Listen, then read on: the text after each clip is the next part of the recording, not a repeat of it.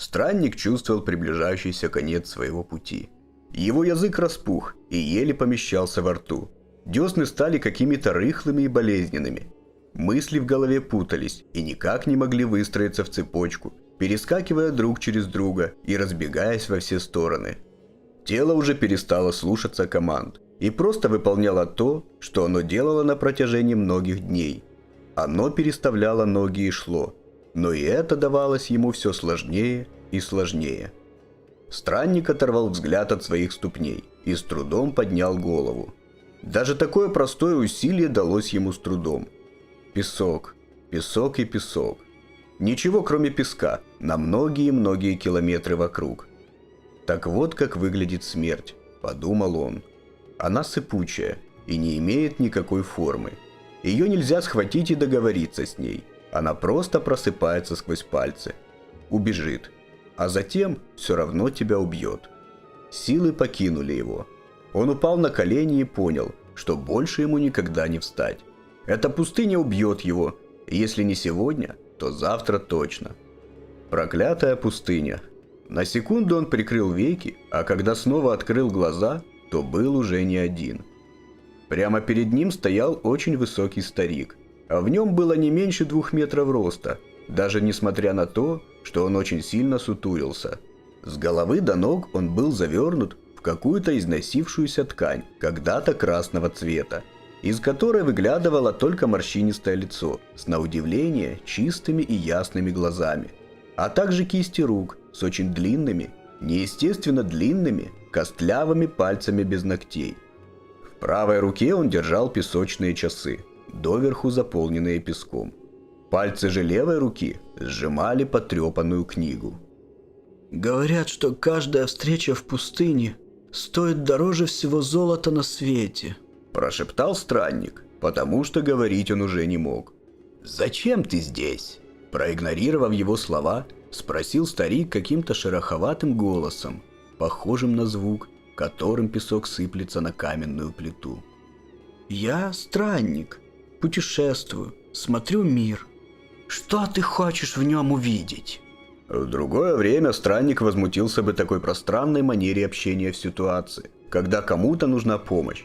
Но сейчас наступил тот момент между жизнью и смертью, когда становится все равно. Равнодушие, утешитель погибающих, окутала его своими одеждами и принялась гладить странника по голове, успокаивая и убаюкивая. «Я хотел увидеть лучшее в нем», — ответил странник. «Тогда твой путь окончен. Ты увидел это». Старик развел руки в стороны, демонстрируя страннику окружающее его безжизненное пространство. «Это?» — через силу шевелил потрескавшимися губами странник. «О чем ты говоришь, старик? О пустыне? Нет, нет, поверь мне на слово, есть места и получше». «Тогда зачем ты здесь, а не там?» Странник ничего не ответил, лишь покачал головой. Этот разговор, кажется, шел по кругу. «Лучше ты мне скажи, кто ты такой и что здесь делаешь?»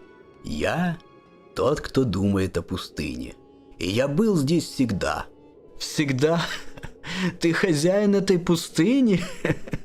Усмехнулся странник. «Нет, хозяин – человеческое слово. В моем мире его нет. Нельзя обладать пустыней. Это невозможно. Но можно быть тем, кто думает о ней. На первый взгляд может показаться, что это довольно просто. Но это не так. Думать о чем-то беспрестанно, каждое мгновение своей жизни, каждую секунду – это тяжелый труд и большая ответственность». «В нашем мире это называется любовью. Ты просто любишь эту чертову пустыню». «Нет, что ты!» Седые брови старика взметнулись к морщинистому лбу. «Если бы я любил пустыню, то назывался бы тем, кто любит пустыню. Но я тот, кто думает о пустыне». «И что же ты думаешь о ней?» «Разное». «Довольно обстоятельный ответ», — кивнул странник. «А когда ты читаешь свою книжку, ты не отвлекаешься от своих мыслей о пустыне?» «Я ее не читаю, я ее пишу. Каждый вечер на закате Я записываю в книгу одну очередную мысль о пустыне и вычеркиваю ту, которая оказалась ложной. Странник бросил взгляд на книгу. Она была не то чтобы толстая, но и тетрадью ее нельзя было назвать. Обычная книга средней толщины.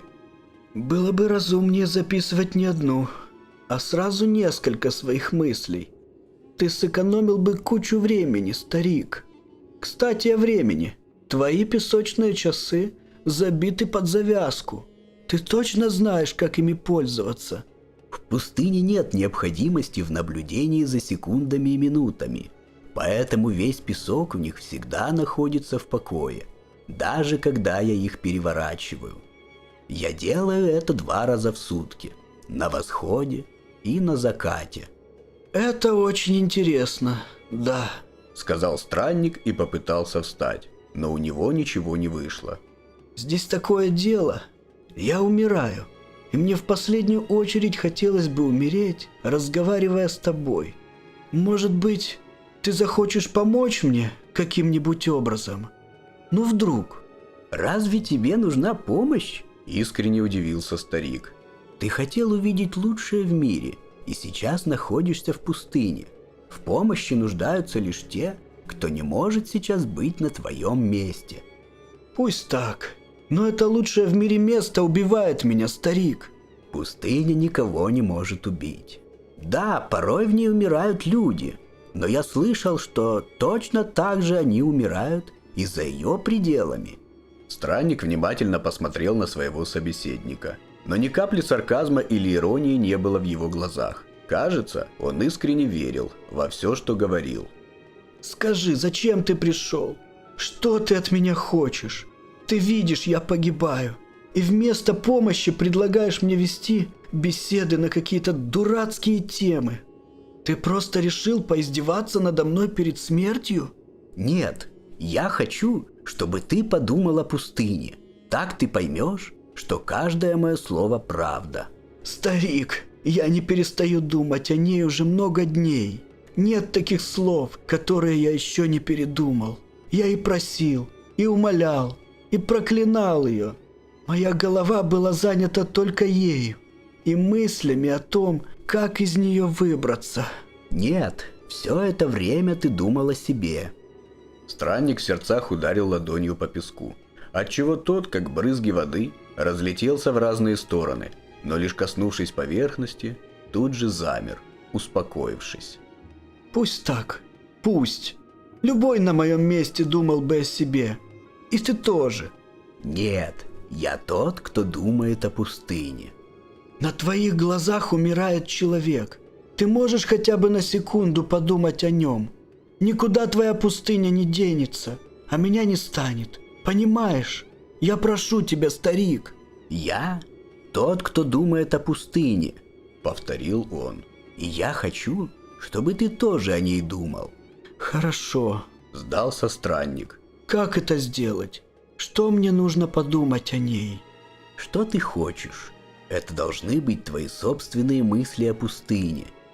Странник тяжело выдохнул, лег на песок и закрыл лицо ладонями. Так без движения он пролежал несколько минут. Тот, кто думает о пустыне, пристально наблюдал за ним, не отводя взгляда.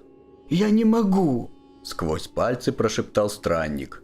«Я не могу думать ни о чем, кроме воды, еды и прохлады. Эта пустыня сводит меня с ума!» «Ты должен думать о ней!»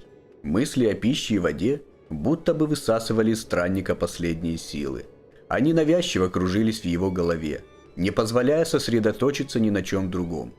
Прошло еще немного времени, и даже эти мысли стали угасать и становиться призрачными.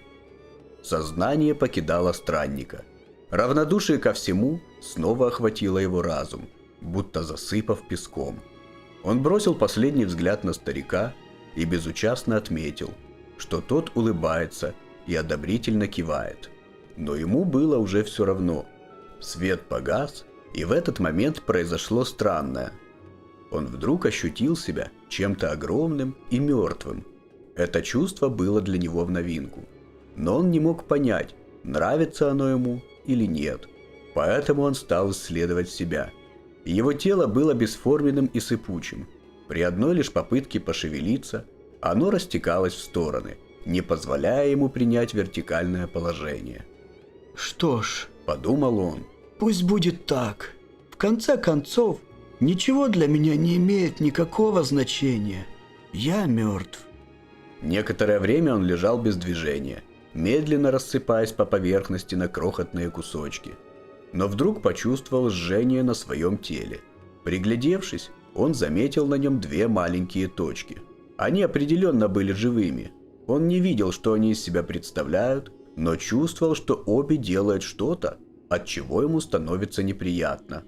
Лишь спустя некоторое время он понял, чем же заняты эти создания. Они думали о нем, и это очень его раздражало.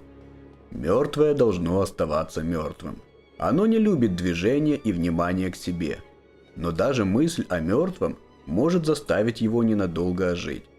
Странник, или то, во что он превратился, пошевелился, пытаясь сбросить с себя эти точки.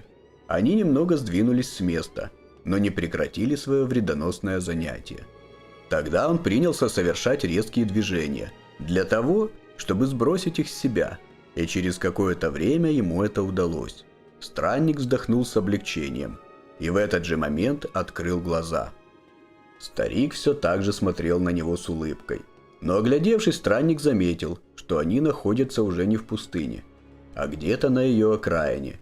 Вокруг него пробивалась сквозь землю какая-то куцая растительность, а сама земля была будто бы влажной. Он вскочил на ноги и принялся вертеть головой во все стороны. И какой же была его радость, когда он увидел неподалеку небольшое озеро, а за ним белые шатры и людей, сидящих на земле вокруг костра. «Что? Что сейчас произошло? Как мы здесь оказались?» «Ты справился», — улыбнулся старик. «Ты подумал о ней и увидел все ее глазами». «То есть эти две точки — это мы с тобой? Она сбросила нас с себя, потому что мертва, и ей не нравится, когда о ней думают?» «Именно так. Для этого тебе и пришлось стать немного мертвым», — прищурился старик. «Но теперь все хорошо. Те люди у огня помогут тебе. Иди своей дорогой, странник». Старик кивнул на прощание и медленно направился обратно в пустыню. «Но! Подожди! Постой, старик!» Тот остановился. «Зачем же ты снова идешь в пустыню? Я видел своими глазами. Я чувствовал, как ее раздражают мысли о ней. Ей это совсем не нравится. Зачем ты думаешь о ней? Она никогда этого не оценит и не поблагодарит тебя. Каждый раз она будет сбрасывать тебя со своего тела, пытаясь избавиться, как человек сбрасывает с себя назойливое насекомое». «Именно», — улыбнулся тот, кто думает о пустыне. «Но только так я смогу сделать ее живой. Возможно, что когда-нибудь мои мысли оживят ее, и я смогу стать тем, кто любит пустыню. Мне очень этого хотелось бы». Раскаленное солнце клонилось к закату. Странник сидел у огня с людьми, которые благодушно приняли гостя. Они накормили и напоили его, а также дали кровь на то время, которое понадобится ему для того, чтобы набраться сил для продолжения своего путешествия. Он не понимал ни слова из того, что они говорили. Впрочем, ему это было неинтересно. Он смотрел на пустыню, и ему казалось, что она тоже смотрит на него своими желтыми глазами с поволокой. А где-то внутри пустыни, на вершине зыбкого бархана, сидел тот, кто думает о пустыне. Он посмотрел на заходящее солнце, перевернул песочные часы, песок в которых даже не шелохнулся, а затем открыл книгу. Вся она состояла из одной, повторяющейся на каждой строке фразы, состоящей всего из 2 слов. Все записи, кроме последней, были зачеркнуты. Немного помедлив, он зачеркнул и ее, а ниже написал новую, ничем не отличающуюся от предыдущих. Пустыня жива. Тот, кто думает о пустыне. Евгений Чеширко.